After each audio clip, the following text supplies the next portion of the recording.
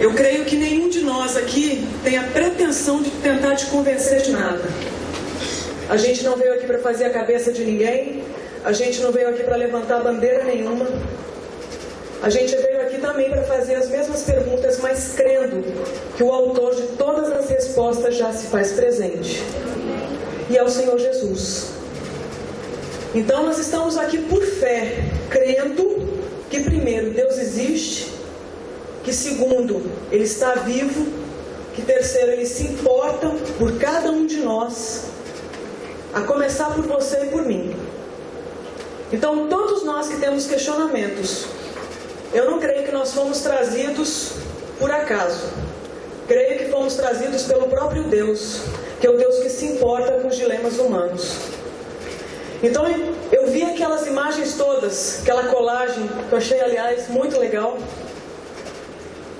E ali você vê, né, uma multidão de gente. De repente você olha aquele tanto de imagem, você se perde, você, se duvidar, não consegue mais ver ninguém. Eu quero que você saiba que de repente você se sente como sendo essa pessoa mínima, talvez invisível para a multidão. Mas Deus sabe quem você é. E Ele te conhece pelo seu nome. E Ele se importa com a sua existência. E Ele se importa com a forma como você tem se relacionado. E Ele se importa com a forma como que as pessoas se relacionaram com você até hoje. Então eu quero que você saiba que dias você vai ser procurado não é por nós. Você vai ser procurado por Deus. Você que tem já respostas, ouça as respostas de Deus. Você que tem perguntas, ouça as de Deus. Então vai ser um final de semana para a gente ser mexido por aquele que mexe, mas aquele que também desconstrói e constrói algo melhor. Então que seja feita a vontade de Deus nesses dias. Eu quero que você, que de repente nem crê nesse Deus que está aqui essa noite, eu quero que você saiba que você é extremamente bem-vindo. De repente você não concorda com nada do que boa parte dos preletores ou todos os preletores vai de repente acabar dizendo. Não tem problema, ouça. Ouça. Porque de repente pode ser que você encontre aí um gostinho de vida. E vida é tudo que a gente quer e é tudo que a gente precisa. Então, com essa motivação de boas-vindas, eu quero que a gente busque a Deus.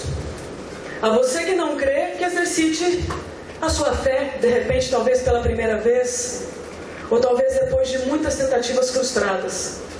E você que já o conhece, que a gente busque para a gente ser não só resposta para a nossa vida, mas principalmente agora para aqueles que precisam de tantas outras respostas. Pode ser, gente? Pode ser? Então vamos orar?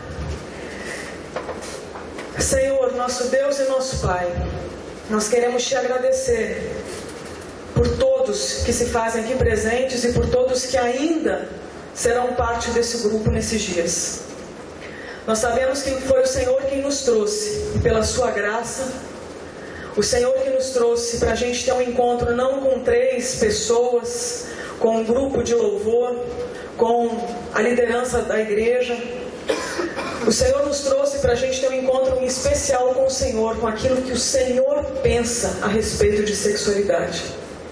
E talvez durante toda a nossa vida a gente tenha perguntado para muitas outras fontes de pesquisa.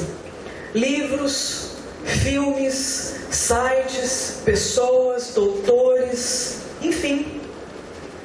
E talvez, Deus, muitas dessas respostas ainda façam parte da nossa vida e talvez nem devessem mais fazer parte pelo seu ponto de vista, que é um ponto de vista de amor. Então nós queremos, Deus, Te pedir, no nome de Jesus, pedir que o Senhor fale conosco nesses dias.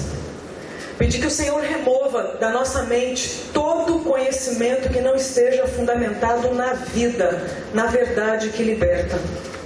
Nós queremos colocar toda a nossa história diante do Senhor, porque talvez muitos tenham vindo para cuidar da história dos outros, mas nós queremos colocar a nossa diante do Senhor. para que o Senhor esteja tocando a nossa história, que o Senhor esteja tocando as nossas emoções, que o Senhor esteja tocando a nossa forma de se expressar nesse mundo. Toca a nossa vida, e à medida que o Senhor nos tocar, esteja fazendo uma transformação para que tudo que sair de nós, Deus, seja vida, seja amor, seja paz, seja saúde, para que a gente não faça mau uso das nossas emoções, da nossa mente, do nosso corpo, do nosso espírito.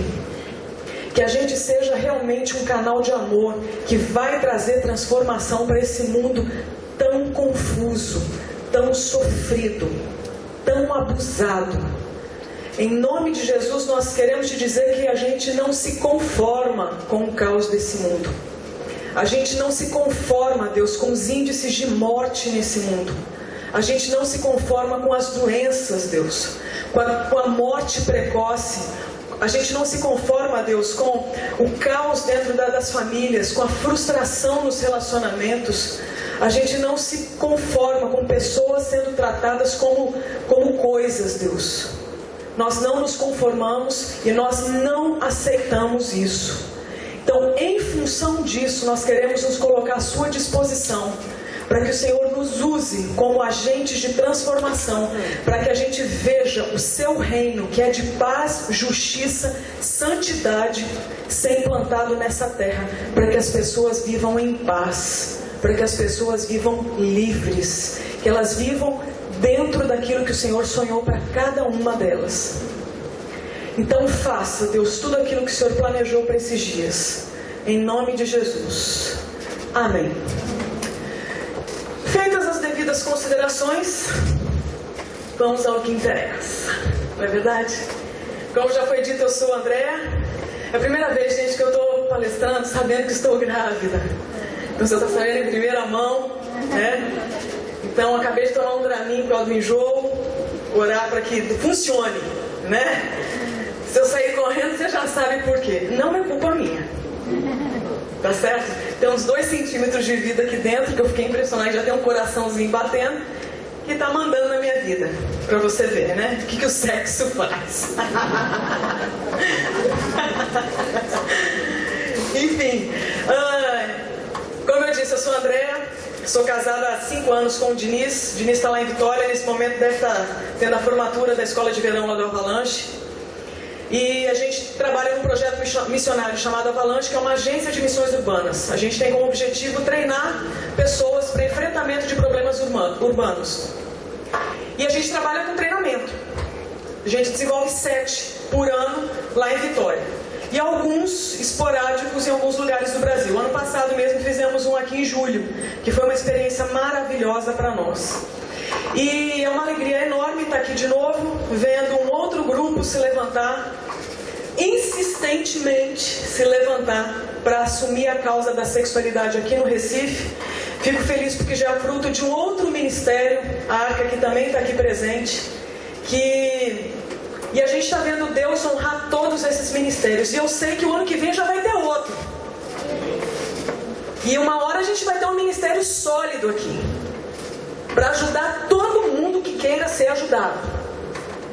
Então nós ainda vamos ver o melhor de Deus acontecer aqui no Pernambuco, em nome de Jesus.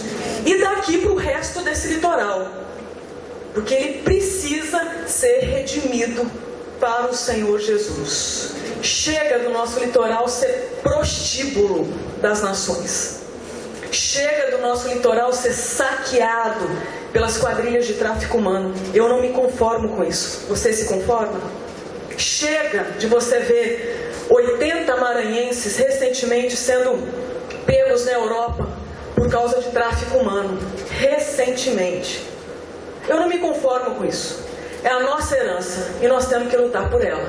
Você está de acordo? Então esses dias a gente vai tentar trazer algumas discussões. Como eu disse, eu não sei quem é você, o que eu sei é que Deus te conhece. E Deus te trouxe.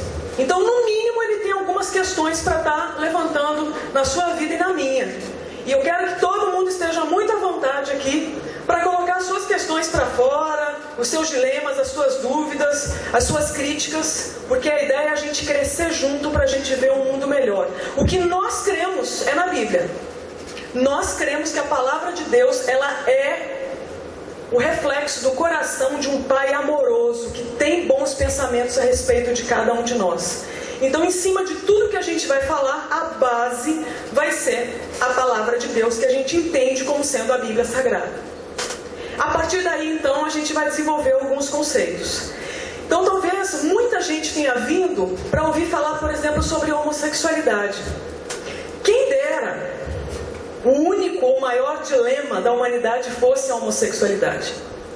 Porque estaríamos falando da menor parte da população mundial. Não é verdade? A menor parte, proporcionalmente, é formada pela comunidade gay.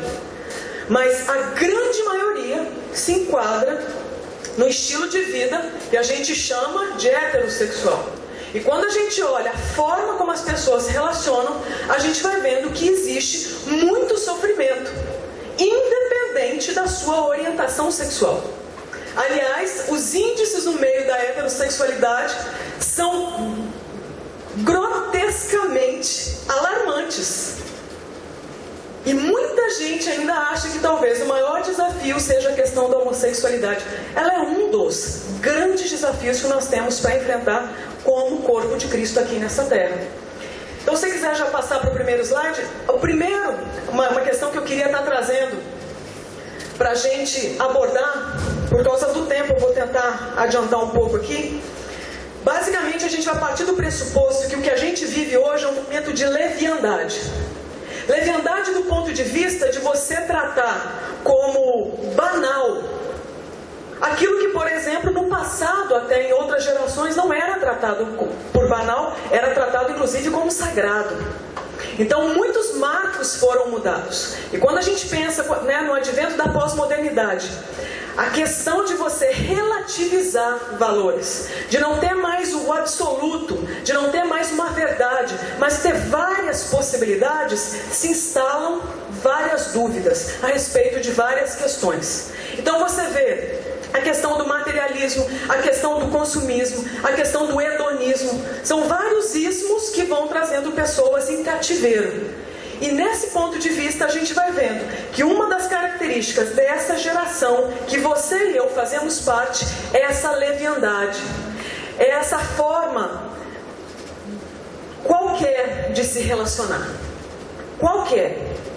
Porque não tem um perfil fixo. Não tem um padrão fixo. Vai ser assim sempre. Pode ser assim, como pode não ser. Depende do momento do que eu estiver sentindo. Vale tudo. E várias manifestações vão acontecendo em função disso.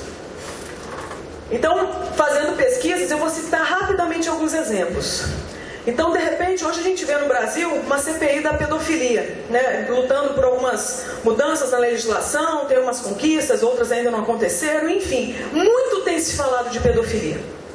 No Brasil, porque existem nações onde você encontra grupos que militam por um padrão politicamente correto enquanto pedófilos, como ser um pedófilo legal.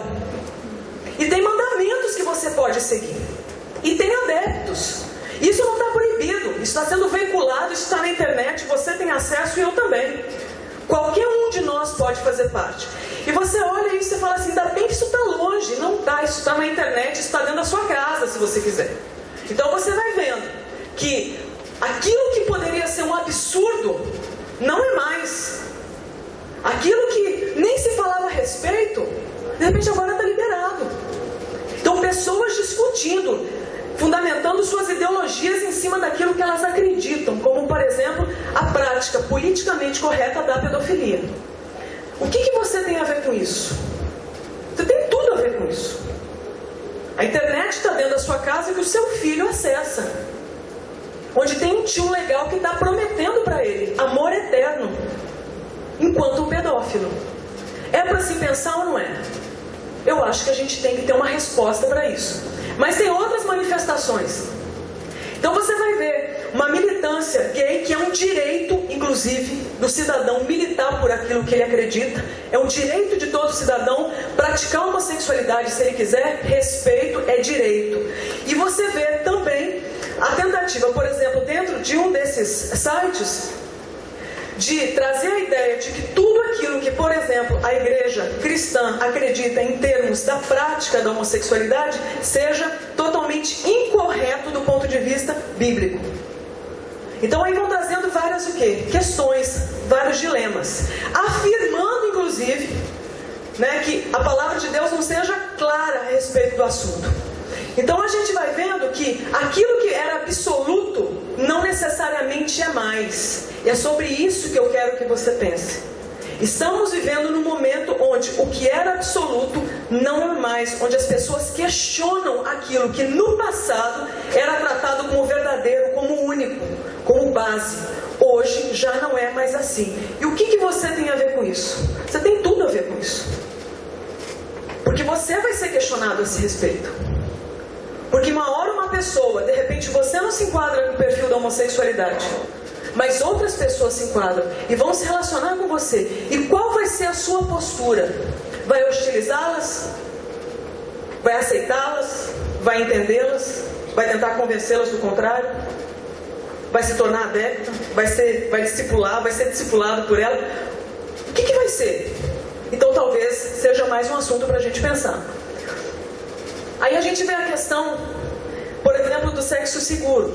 Eu sempre trago, talvez até os mesmos exemplos, porque infelizmente eles não mudam.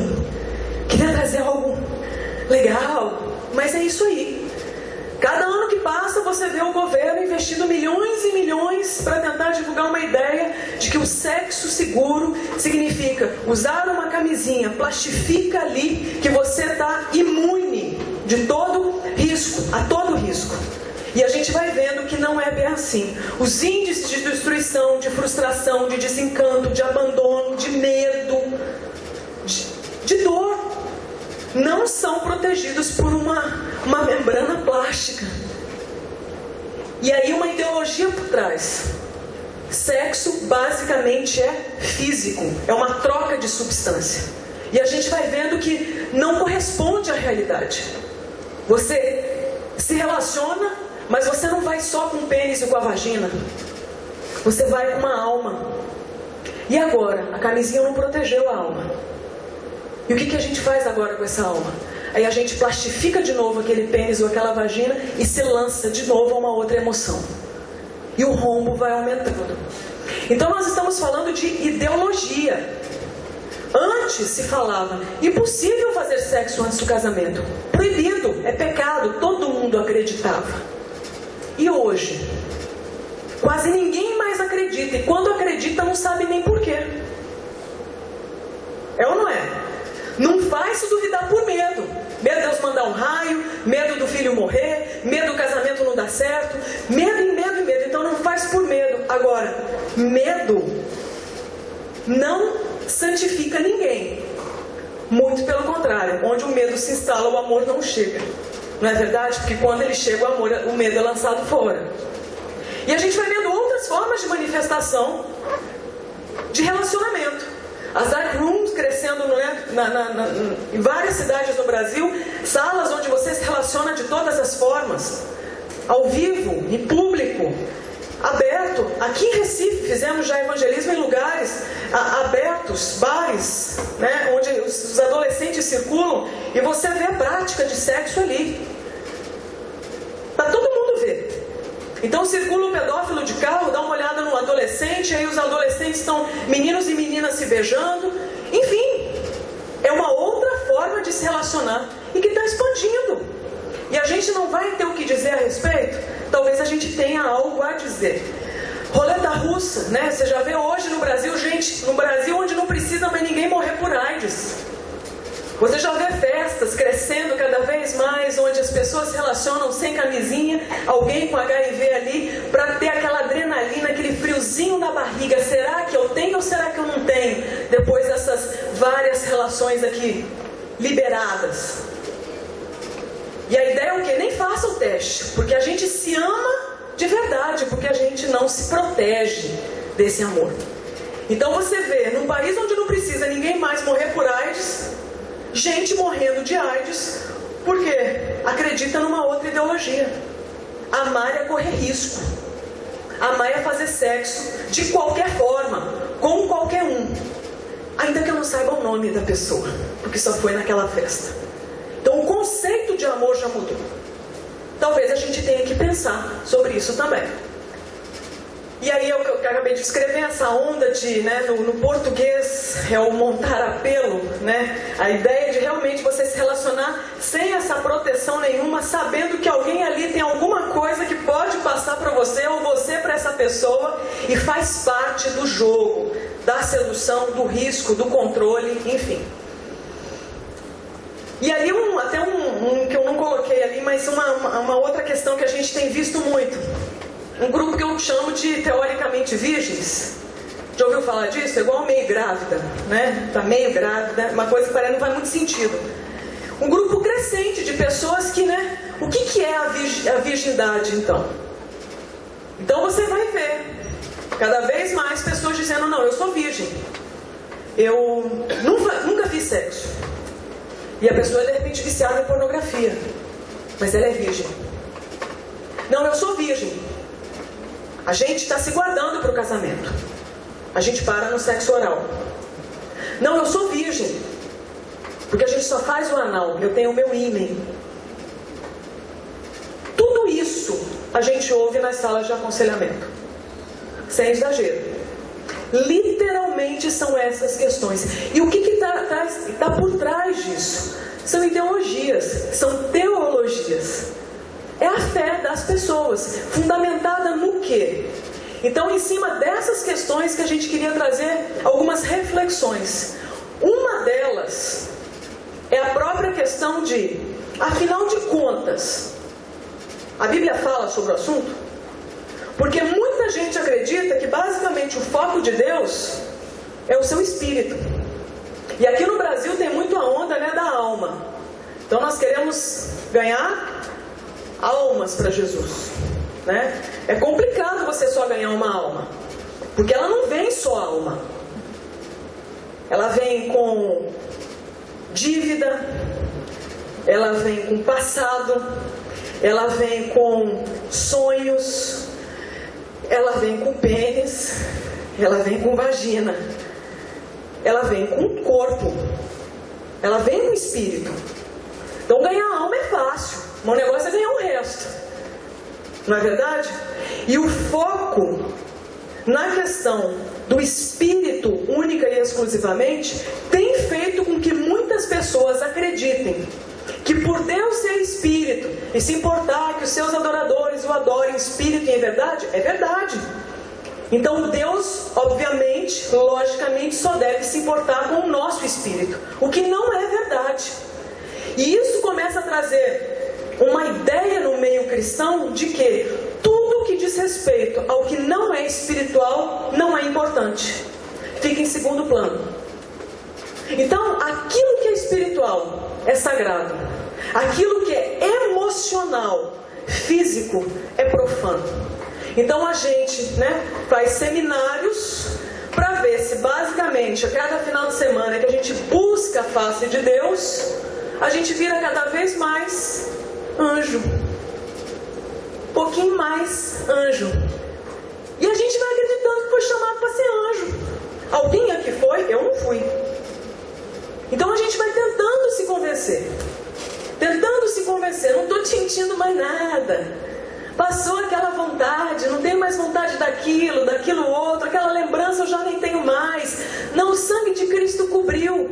Como se a gente não tivesse mais uma história, como se a gente não tivesse demandas, necessidades, como se a gente não tivesse dúvidas, problemas, misérias, vitórias também.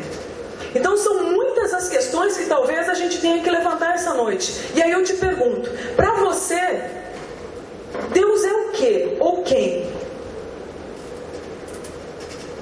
Porque se Ele for essa pessoa que só se importa com o seu espírito, você vai fazer o quê quando você estiver com vontade de fazer sexo? De qualquer forma, com qualquer um. Você se achega a Ele? Porque tem gente que tem vergonha de chegar a Deus. Pede a Deus por um ministério, mas não conversa com Deus quando quer se masturbar. Pede a Deus por um casamento, mas não explica nem porquê. Quando muitas vezes o que quer é parar de pecar sexualmente maqueia com a ideia de casamento. E a gente vai vendo o sofrimento com que muitas pessoas vão passando, porque exatamente vão camuflando a sua própria vida, a sua própria essência, a sua própria identidade, tentando convencer o próprio Deus de algo que ele já sabe que não funciona a nosso respeito. Vocês estão entendendo o que eu estou querendo dizer? Então, basicamente, nós estamos falando do quê? De teologias que fragmentaram o ser humano, transformaram a gente em pedacinhos, desconectados, quando na verdade Deus quer unir tudo isso e redimir tudo isso para a honra e para a glória dele, para que faça sentido a gente estar aqui. Tá claro, gente? Tá claro ou não? Sim? Então, o que eu queria propor era a gente perguntar então para Deus, já que estamos falando dele, né? Porque talvez a gente pergunte para todo mundo, né? Ultimamente eu tenho visto quem tem desempenhado um ótimo, entre aspas, papel na questão de discipulado, na questão de tirar dúvidas, de explicar, de trocar ideia, nada mais é do que o mestre Google, não é? O ministério está bombando. Qualquer coisa que você quiser, pergunta para ele, que ele está lá pronto para te responder. É ou não é? E dali vai vir tudo quanto é resposta. E aí eu pergunto, por que a gente não pergunta para quem com certeza entende do assunto? Ah, mas é porque eu acho que se eu perguntar para Deus, que é o sabichão, isso ele não vai saber. Por quê? Porque ele é espírito e virgem. Vou perguntar de sexo para ele, ele não deve entender nada. Aí eu pergunto para quem? Pro diabo. Porque esse sim tá do jeito que o diabo gosta. Não é verdade? Você vê o marketing tirando uso disso, fazendo uso disso, do jeito que o diabo gosta. Como? Quente, gostoso, colorido, não é? Mexe, temperado, apimentado, picante, delicioso, do jeito que o diabo gosta. Deu até água na boca? Calma.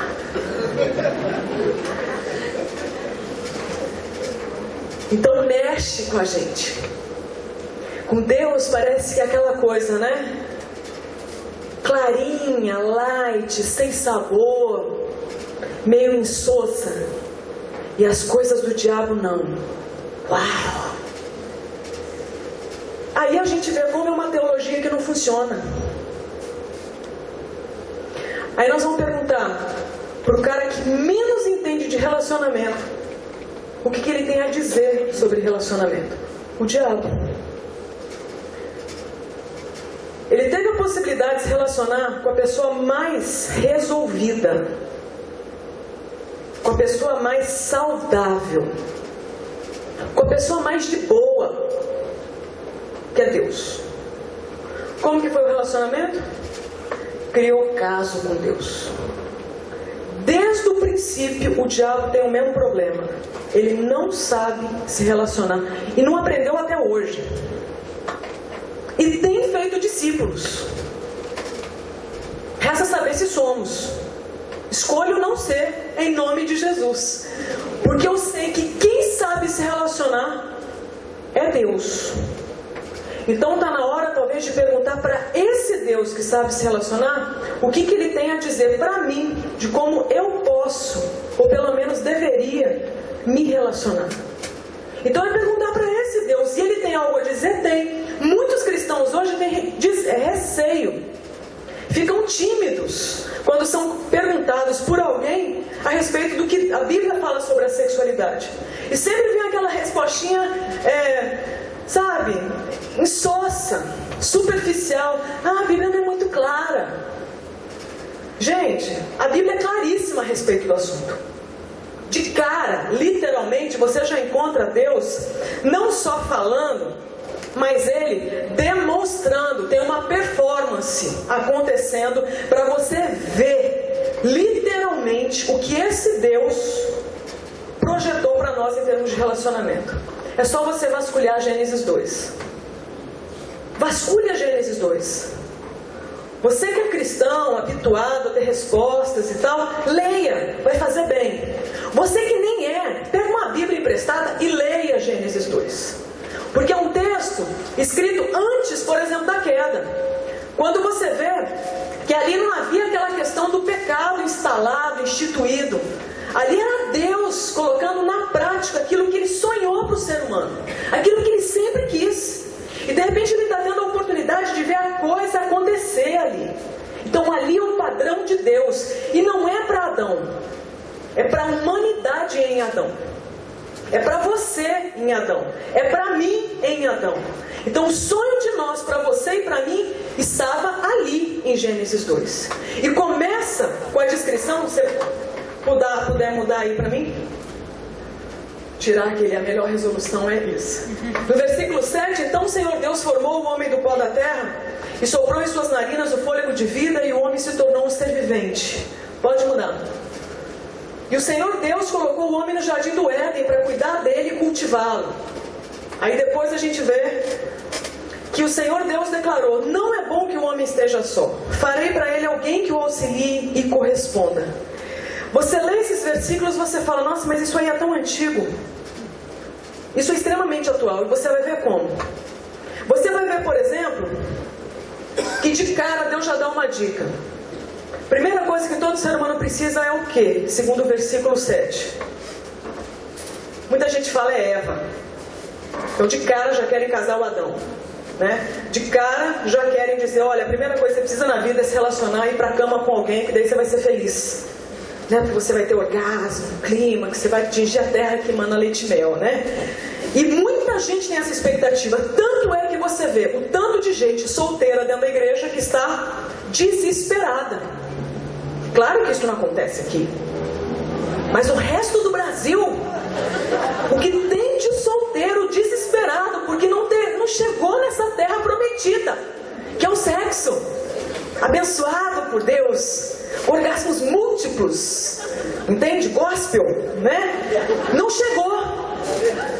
Então vive uma vida massacrada. Como eu disse, não acontece aqui, mas o que tem de gente que já não entende mais nem para que existe se não pode fazer o tal do sexo em paz, que se faz fora do tal do casamento, se sente culpado. E aí vive uma condenação terrível. Então fala: então eu tenho que casar. Aí casa para então chegar na tal da terra prometida e não lê lá essas coisas. E fala: ué, me enganaram? Aí tem que dar uma pimentada. Vamos colocar um videozinho pornô? Vamos chamar um outro casal de fazer uma comunhão sexual, né? Coinonia, né? Uma bênção. Então você vai vendo várias possibilidades para ver se chega lá, para preencher aquele vazio. Mas na verdade o que eu estou tentando dizer? Para mim mesma, me relacionando dessa forma, tudo que eu mais preciso na vida é de alguém para me preencher. Eu preciso experimentar isso para eu atingir esse clímax, para sentir vida e prazer. E de repente talvez você seja essa pessoa. De repente a sua vida tem sido uma vida de pular de cama em cama, de colo em colo, sabe, de MSN em MSN, para ver se chega, se preenche esse vazio. Eis que te digo, não vai funcionar. Não estou te azarando, eu só estou comunicando um fato. A primeira coisa que todo ser humano precisa é o que está em versículo 7. Funcionou com Adão, logo funciona conosco, porque estávamos nele no padrão oficial do Criador. Todo ser humano precisa de fôlego de vida. Você precisa da boca de Deus enchendo a sua vida através de Jesus Cristo, para te dar sentido. Uma criatura sem se reconciliar com o seu Criador, ela não faz sentido para existir. E ela procura, e procura, e procura. Talvez você seja essa pessoa que esteja procurando, procurando e procurando. Não adianta você procurar em alguém de carne e osso. O vazio que você tem é do tamanho de Deus. E Deus você só chega através de Jesus, porque Ele é a representação visível do Deus invisível. Ele é o caminho, não tem outra forma. Então eu te desafio, a se perguntar: você já recebeu a boca de Deus na sua vida para soprar o Espírito dele em você? Porque é o que Adão tinha. Adão veio à existência através desse fôlego. E o fôlego veio. E o que eu acho maravilhoso, Deus põe a boca no nariz dele. Mas para ter um nariz significa que tinha uma cabeça. Para ter uma cabeça tinha que estar preso em algum lugar. Então visualiza esse Deus criando esse boneco. Você consegue imaginar? Então, só para confrontar a nossa religiosidade, imagina Deus fazendo um boneco. Ele vai começar por onde? Já devia ter gravidade. Então ele deve ter começado por baixo se o boneco está em pé. É ou não é? Faz sentido? E foi sumindo. E foi sumindo. E chegou onde? Gente, Deus deve ter feito um pênis. Você consegue imaginar essa cena? Você fala: nossa, que heresia. Heresia não. Ele fez um boneco. Então eu quero que você imagine que esse Deus começou a pensar na possibilidade de ter um corpo que vai cumprir com funções do ponto de vista erótico também. Não é verdade? Estava ali. Então como é que esse Deus só se importa com o espírito? Se ele teve o cuidado de fazer todo o resto, de fazer as narinas para entrar um ar, para fazer sentido, passar um fôlego de vida dentro de você. Então esse é Deus. Essa é a pessoa de Deus, que se importa não só com o seu espírito, mas com a sua alma, com o seu corpo, com os seus desejos, com os seus sonhos, com tudo a seu respeito. E é zeloso, ciumento a respeito de cada uma dessas áreas. Amém, gente? Isso são boas novas para nós. É ou não é? Saber que existe um Deus todo-poderoso que acha você, interessante. É ou não é? Que gosta das paradas a respeito da sua vida, que está interessado em saber o que você pensa, como é que você faz, como é que você vive. Está interessado. Então, no mínimo, essa noite você vai sair hoje daqui, pelo menos com a sua autoestima melhor. Tipo assim, você é o cara. Você está entendendo? Se importa com você. E a gente vê que esse Deus fala: primeiro o fôlego, e dá o fôlego, e Adão recebe e vive aquele fôlego, e sente aquilo ali, e caminha, e se relaciona com esse Deus. Esse Deus desce em forma humana no final da tarde, se relaciona com ele. Então nós estamos falando de relacionamento. E aí a gente vê que logo em seguida Deus coloca, dá uma outra coisa para Adão além de fôlego. Deus planta esse Adão no Éden e fala: meu filho, vai trabalhar. Então a primeira coisa que você precisa é vida com Deus. E todo mundo que tem vida com Deus acaba tendo sentido na vida, encontrando um rumo. Acaba descobrindo para que serve. Quem passou pela experiência de conversão a Jesus, começou a se conhecer. Foi ou não foi, gente? Foi ou não foi? Alguém concorda comigo? Começou a se conhecer, começou a descobrir para que serve. Onde que pode chegar. E quando cumpre com esse chamado, se sente melhor, ainda que passe por tribulações. Tipo assim, é difícil, mas eu estou onde eu devia estar. É ou não é? Isso é ter rumo na vida. Isso é saber: o meu Éden é aqui, e aqui eu tenho que guardar e cultivar. Todos nós fomos chamados para algum Éden. Qual é o seu? Só Deus te diz. Você tem que perguntar para Ele. E nesse Éden você vai fazer o quê? Primeiro, cuidar. Segundo, expandir. Então você já vê a visão missionária de Deus, de expansão, de discipulado, de alcançar o outro, de fazer outros conhecerem. Que é o que a gente está fazendo aqui.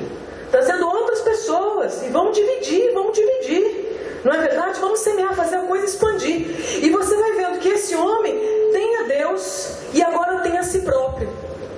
Eu sei quem o meu Criador é. Agora eu sei quem eu sou. Uau, que vidão, né? Estamos bombando. Só que chega uma hora, esse cara que está bem com Deus e está bem consigo próprio, ele sente um negócio que ele não tinha sentido até agora. Que é o quê? Lê ali. 18. O que ele sente? Solidão. Ué, já estamos falando de alguma coisa extremamente real na pós-modernidade. Solidão. Que é o que muitos chamaram, ainda chamam de mal do século. A solidão humana, que dá margem para tantas outras questões. Não é coisa recente, é coisa antiga. Desde o princípio, o homem se sentiu só. Mas aqui a gente está falando de uma solidão que não é uma solidão como fruto de vazio existencial, mas é uma solidão como fruto de maturidade. Vai chegar uma hora onde você vai se sentir só, não é por vazio existencial, porque você já está preenchido em Deus. Vai chegar uma hora que você vai sentir uma solidão, não é porque você não sabe o que você deve ser quando você crescer, porque você já está chegando lá. Você sabe o que é para você fazer, porque você ser na vida. Mas é uma solidão que falta o outro. E Adão passou por isso. E a gente vê uma imaturidade no meio cristão de achar que essa solidão aí é pecado, quando na verdade ela é sinal de maturidade. Então chegou a hora onde eu vi, já sei quem Deus é, já sei quem eu sou, já sei onde eu devo chegar. Agora me falta companhia, gente para caminhar junto. Porque desde o princípio o nosso padrão, a nossa matriz vem de um Deus que por natureza é um Deus de relacionamento. A gente veio dele. Como que a gente saiu? Como diz na minha terra, no Mato Grosso, Taquar, querendo relacionamento. Por isso que você se relaciona. Por isso que esse tanto de gente está aí se relacionando. É por isso que nós viemos de um Deus que também se relaciona e que gosta de se relacionar. O problema é se a gente não se relaciona na motivação correta, do jeito certo. Aí a gente faz besteira. Então você vê Adão agora se questionando: estou bem com Deus, estou bem comigo? O que me dói aqui dentro? E Deus fala: não é bom que você viva assim. Não é Adão dizendo, é Deus. Não é bom que você e eu vivamos sós. Não estou dizendo que é obrigação todos casarem. Não é bom que a gente viva só. Casa quem quer, mas nenhum de nós dá conta de viver só. Precisamos uns dos outros, seja no casamento, seja na amizade, seja na comunidade, não importa. Pode seguir. E aí a gente vê então que não se encontrou para esse homem alguém que correspondesse a ele. E aí você se pergunta: pô, para mim está sendo difícil, não encontro ninguém para casar. Já se fez essa pergunta? Tem solteiros aqui, não tem? Ah, tem. Eu vejo pelo semblante caído. Semblante caído. A galera tá derrubada, né? Tipo, oh Deus, né? Olha pra mim. Tem misericórdia, né? Envia-me a mim, Deus, né? Então, Adão tava nessa luta, gente. Ele olhou, não achou ninguém, igual você. Olha pro lado, não vê, só vê um ganso, né? Uma pata, uma girafa, um hipopótamo, e não vê ali, né? E Adão passou por essa luta, não encontrou ninguém. Nem para Adão foi fácil. Para você também não vai ser. Resta saber o que você faz com a sua solidão. E aí eu acho que está começando a falar com você que é solteiro. Principalmente você que é solteiro. O que você faz nos seus momentos de solidão? Você pode entrar na internet, se lambuzar com relacionamentos virtuais. Eles passam, você continua só. Você pode ir para várias camas, vários motéis. Você pode se lambuzar com tanta gente. Elas passam e você continua só. Você pode se enfiar no trabalho, na obra. Ela cansa e você continua só. Não precisa chorar. Vou parar por aqui. A gente já está plantada. Oh Deus. Eu sei como é que é e Deus também sabe. E Adão sabia. Adão sentiu isso. Mas o que ele fez? Despencou em descanso. E você fala, sono profundo, já sei, Rivotril. Chapar no Rivotril.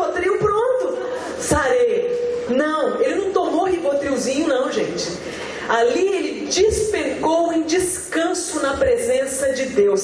Mas não estou falando aquele descanso que você ouve na sua igreja, né? Tipo, oh, pastor, tá difícil, o pastor está acabando a palavra de ânimo. Espera no Senhor, que é o que o solteiro odeia ouvir. Na verdade, ainda mais se o pastor dele for casado. Ele era o pastor casadinho, bonitão, cheirosinho, mulherzinha em casa. Ele fala, ah, bonitão, eu espero, né? Você está com sexo garantido e eu aqui desesperado, não é verdade? Mas é o que? Esperar do ponto de vista de descansar. Descansar sabendo que se esse Deus teve o cuidado de preparar esse planeta com todos os detalhes para eu vir habitar nele, se esse mesmo Deus teve o cuidado de assoprar o melhor dele dentro de mim, se ele teve o cuidado de toda tarde descer aqui comigo e se relacionar comigo, se ele teve o cuidado de me chamar pelo nome, de observar o fruto das minhas obras e falar, olha, isso é bom. Se esse mesmo Deus teve todos esses cuidados, ele não vai se importar agora com aquilo que ele falou que não é bom? Faz sentido você acreditar que Deus não se importa com a sua solidão? Do ponto de vista bíblico, faz sentido, gente? Faz sentido? Não. Deus se importa. E o que ele quer? Que você despenque em descanso na presença dele, sabendo que ele recolhe essa sua solidão e age. Como? Aí você vê, pode mudar. Aliás, vou ler ali. Então o Senhor Deus fez cair profundo sono, e quando este dormia, tirou-lhe uma das costelas, fechando o lugar com carne, e com a costela que havia tirado do homem, o Senhor Deus fez uma mulher e levou até ele. Aí você fala, né, nossa, e veio ali Eva pronta? Olha, aí a gente vê que a terceira grande necessidade do ser humano, se relacionar, mas a ponto de preencher a sua solidão. Então a gente vê que até aqui está todo mundo virgem, não é verdade? Não houve expressão sexual do ponto de vista, olha, uma relação sexual. Não teve. Adão não tinha esse tipo de relacionamento aqui ainda, porque não tinha um igual a ele. Então, ele descansa e de repente Deus aproxima. Aí você vê quem Deus trouxe. Primeiro, ele trouxe uma mulher. Então ele olha naquela mulher aquilo que estava faltando nele. Faltava. E pelo jeito era bom encontrar. Porque ele fala, essa sim. Mas essa sim por quê? Só porque é uma mulher eu não acredito. Eu acho que tem outras questões por trás. De repente você se pergunta, então com quem que é o caso? Curiosamente, foi um homem ou uma mulher, mas um homem ou uma mulher trazidos por Deus. Você vê aí um mínimo de compatibilidade. Não é verdade? O mesmo Deus trouxe os dois. O mesmo Deus que aproxima. Então, você vê a necessidade da gente se relacionar com pessoas que são compatíveis, pelo menos do ponto de vista espiritual. E segundo, você vê que essa mulher veio para onde? Foi para Marte? Foi para onde, gente? Para o mesmo Éden. Então, no mínimo, uma compatibilidade de quê? De chamado de vida. Não estou falando de chamado ministerial só, mas de visão. Como que vai ser a nossa vida? A mulher aparece no mesmo Éden. Pô, é um bom indício, né não? Fala sério, mesmo Éden, cuidando, guardando, trocando ideia, ué. Tá vingando. E pelo jeito, deve ter rolado um clima. Porque ele olha, né? E eu tive um professor de arqueologia que falava. E quando ele olhou e falou, essa sim, basicamente no hebraico, ele falou, uau. Provavelmente olhou e falou, essa sim combina. E tem que ter isso também. O problema é que às vezes a gente quer casar só com quem tem o mesmo chamado. Aí casa os dois irmãos. Aí chega a noite de núpcias. Aí vai fazer o quê? Vigília. Orar. E orar. Não dá, gente. Ou vamos casar então com um amigão. Um super amigo, meu amigo. Ai, porque a gente é amigo. Porque a gente é amigo um do outro. Aí vamos ficar conversando a lua de mel inteira.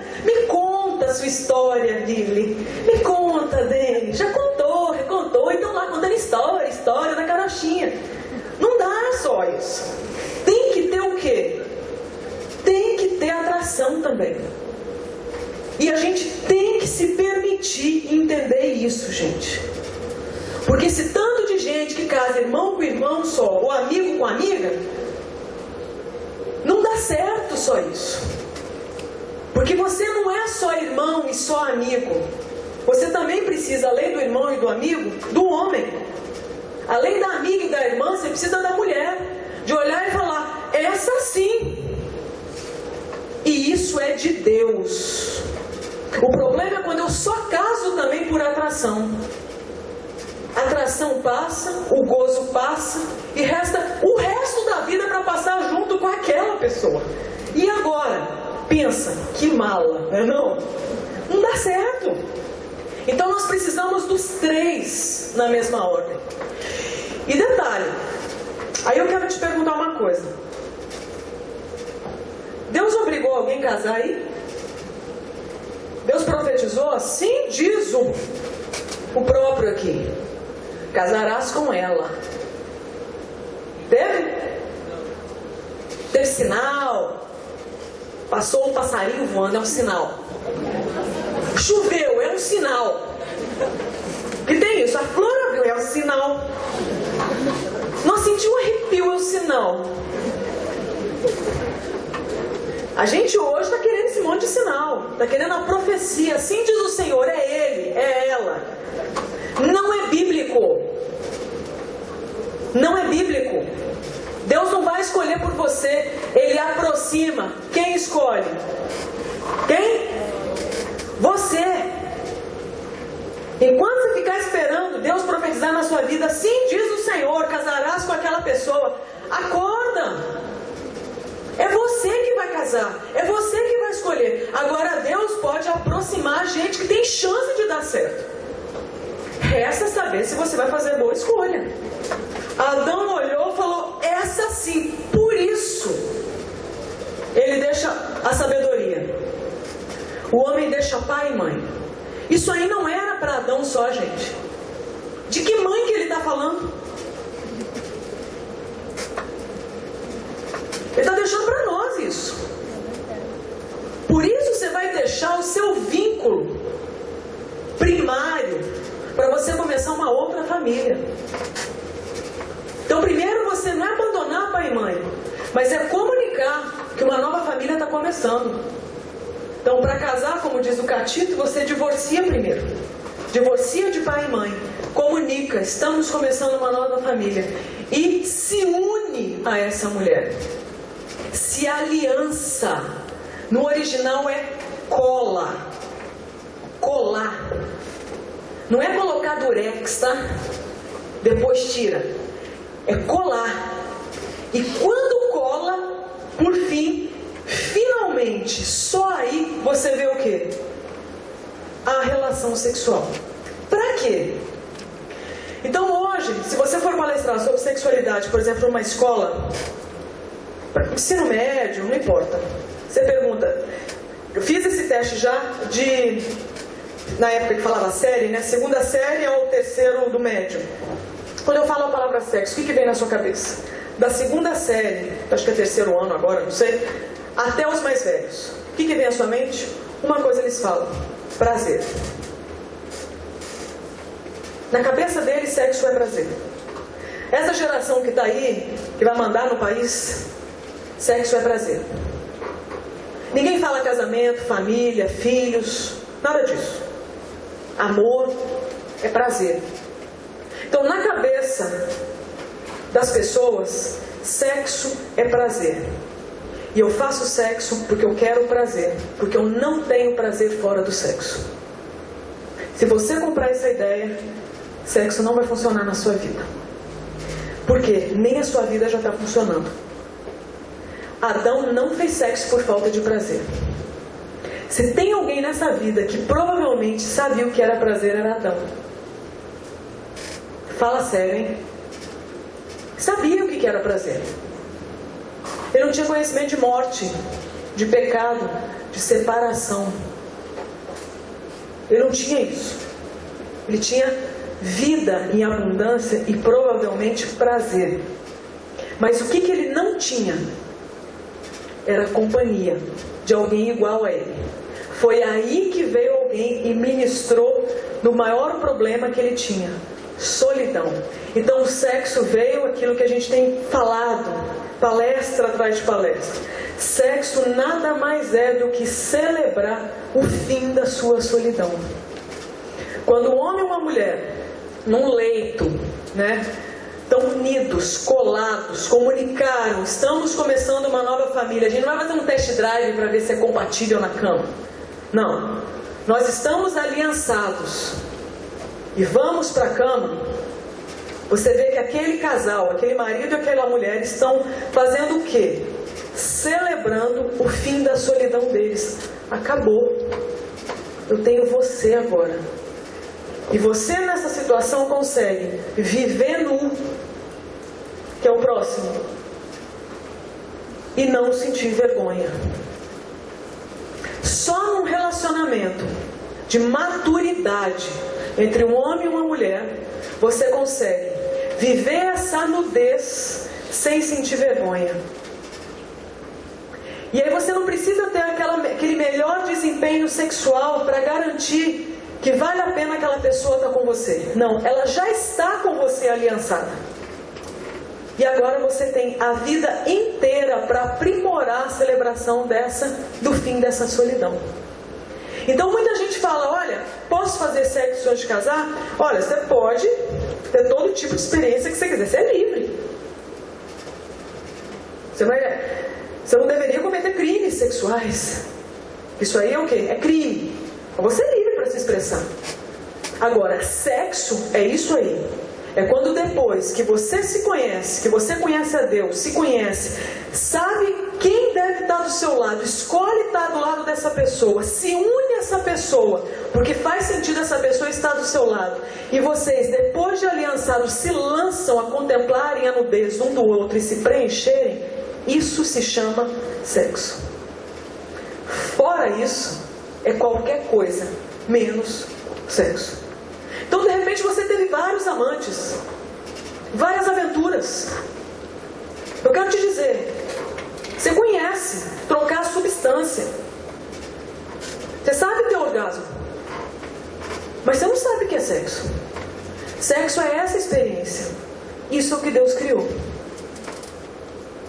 E isso gera vida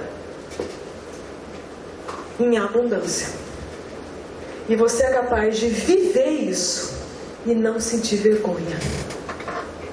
Quem que é casado aqui? Levanta a mão. Não dá vontade de celebrar o fim da solidão? Fala sério. E você que não é, eu quero que você guarde essa palavra no seu coração. De repente você está namorando, de repente você está noivo, de repente você está ficando com alguém. Eu quero que você repense, coloque a sua caminhada, a sua busca por alguém, agora comparado ao padrão de Deus. E se avalia pelo poder do Espírito Santo de Deus. Porque é a sua vida que está em jogo. Coisa boa é você poder estar nu diante de uma pessoa e não ter vergonha dela. Você não se sentir intimidado por essa pessoa. Você se sentir, inclusive, coberto por essa pessoa. Isso é o que Deus chamou de muito bom. Quando Deus pensa em relacionamento, é isso que Ele pensa. E é sobre esse Deus que a gente vai estar falando. Então eu queria que você saísse daqui hoje, sabendo que, olha, Deus quer demais que você acerte nos seus relacionamentos. De repente você aprendeu a gostar de um tanto de coisa que não te faz bem. Do mesmo jeito que você aprendeu, você pode desaprender. Você está entendendo? De repente você está todo enrolado em relacionamentos, estão te fazendo mal. Olha, nós estamos falando de um Deus que é capaz de te desenrolar do inferno. Ele é capaz de te desenrolar de tudo que não presta.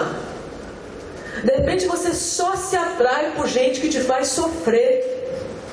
Nós estamos falando de um Deus que vai te explicar o porquê disso, para você começar a ter gosto, atração por aquilo que vai te trazer vida e não morte. O que não dá é para fazer de conta que as coisas não estão acontecendo.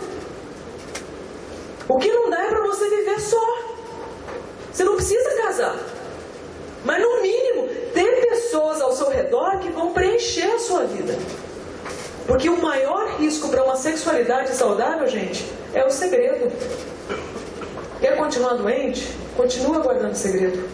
E quer piorar a sua doença? Abre o seu segredo para quem não merece ouvir o seu segredo. Para bagunçar mais ainda a sua cabeça.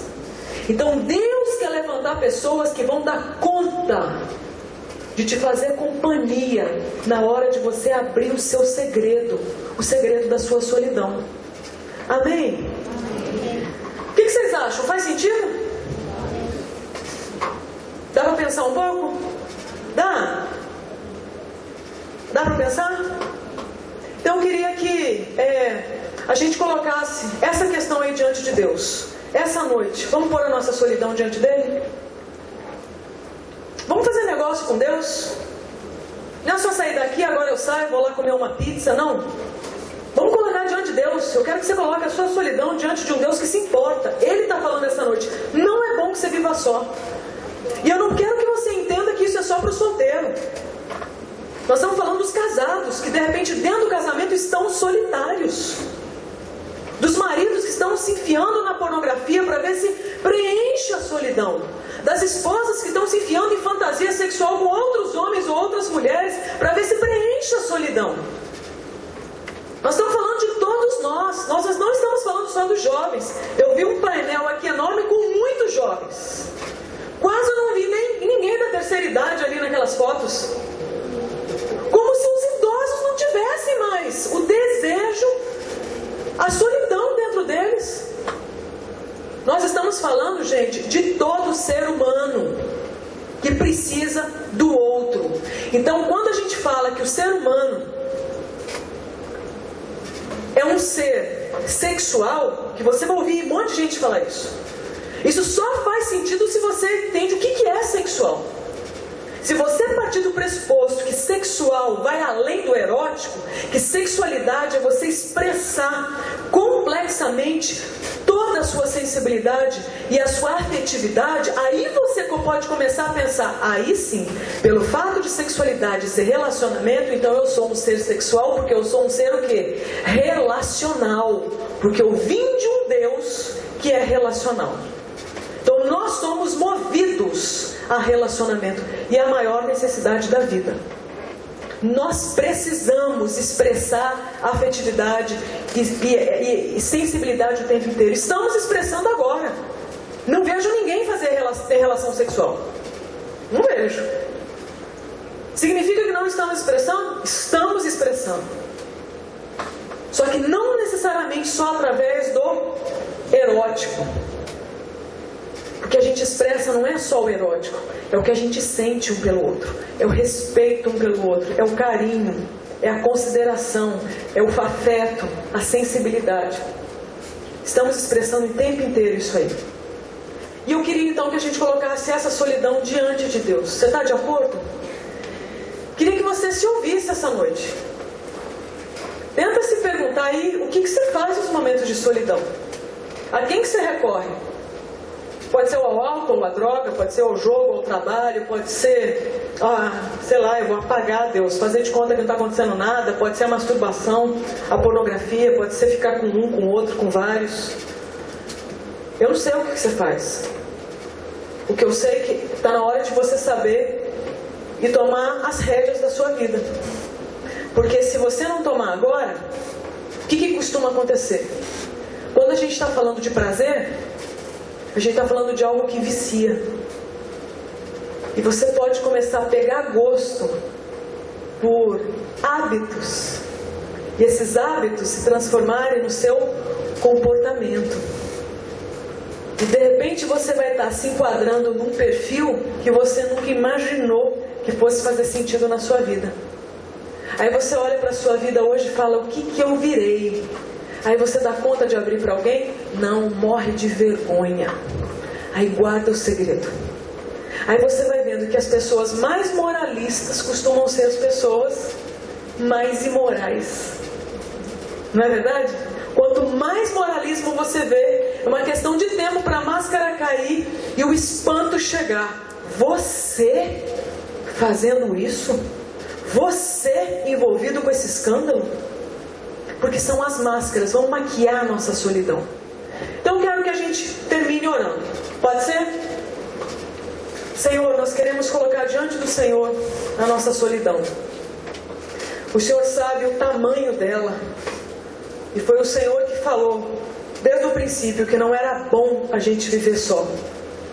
O Senhor sabe desde o princípio o quanto a gente tem se sentido só e desde quando temos vivido assim.